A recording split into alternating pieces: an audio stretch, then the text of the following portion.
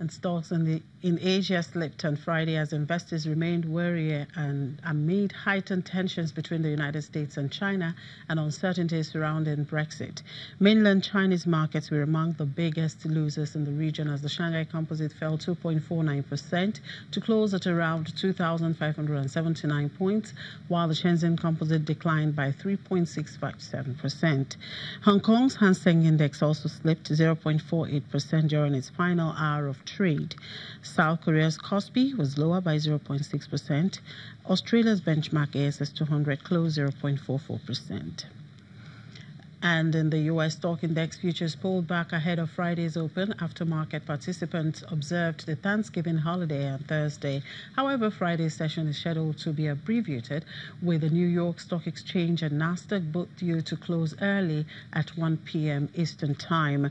Well, at around 4:30 a.m. Eastern Time, Dow futures were 82 points lower, indicating a negative open of more than 74 points. Futures on the S&P 500 and Nasdaq were also seen relatively downbeat on Friday morning.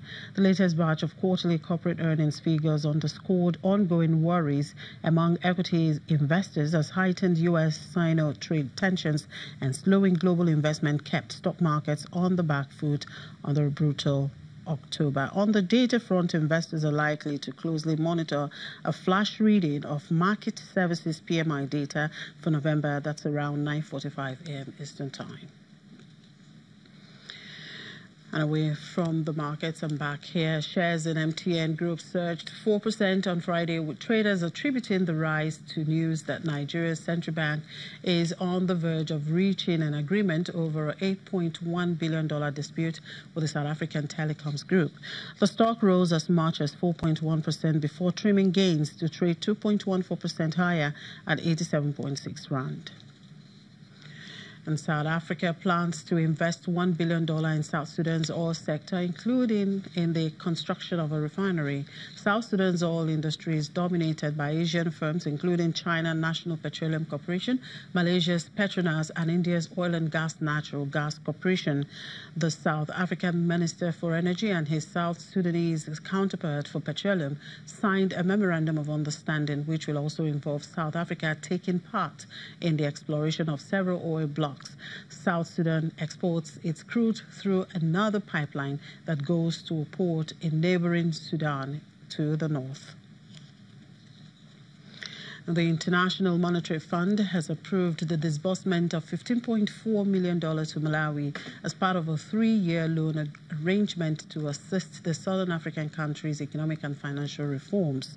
The $108.2 million 3-year arrangement was approved in April this year, and the current draw brings the total disbursements under the arrangement to $30.9 million. According to the fund, Malawi's program performance has been satisfactory. Programs supported structural reforms, advanced, and most performance criteria were met. And the Nigerian government is setting up a working group comprising representatives from the Investment Promotion Council, the Bank of Industry, the Standards Organization, and other related agencies to actualize the demands of Volkswagen. Top executives of government in a meeting with the German automaker made some commitments around initial funding, policy implementation, and infrastructure investing. The government has said 40% of whatever I'm buying, I want it to be local, right? I mean, you must buy from people here. And in fact, when we bring documents on car purchases now, all these people, you know, SKD, import, they all claim they are manufactured local because they have local addresses, right? They basically say, I'm registered at Allen Avenue and it's a local car, even though we know that, you know, maybe they may even have tightened the knots there.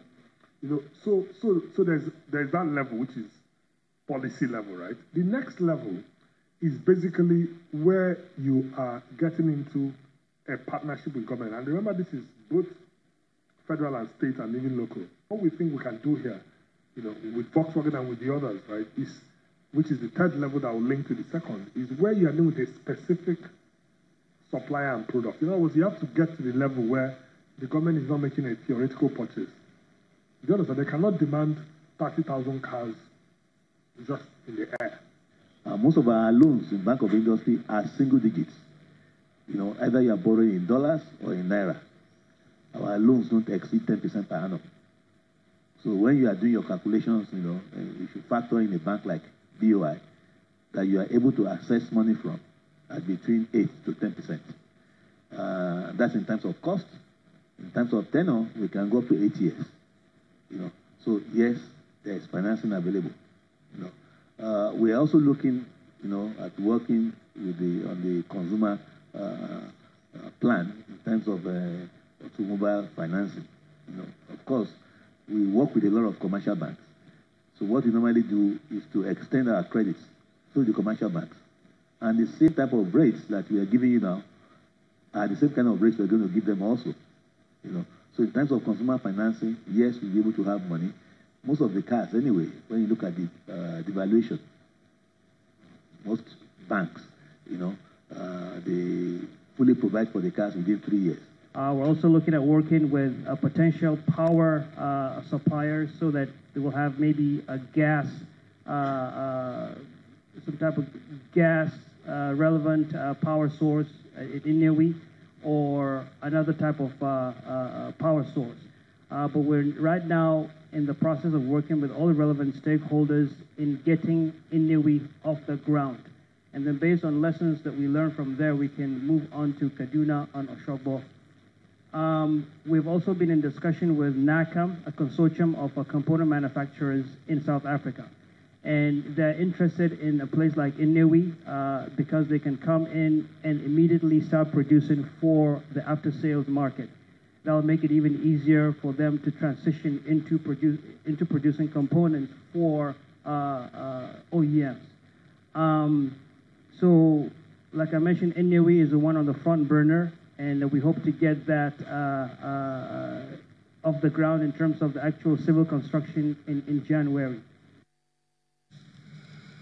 We'll take a quick break, and when we come back, experts discuss implications of doctors' migration from Africa for achieving the Sustainable Development Goal number 3. To stay with us.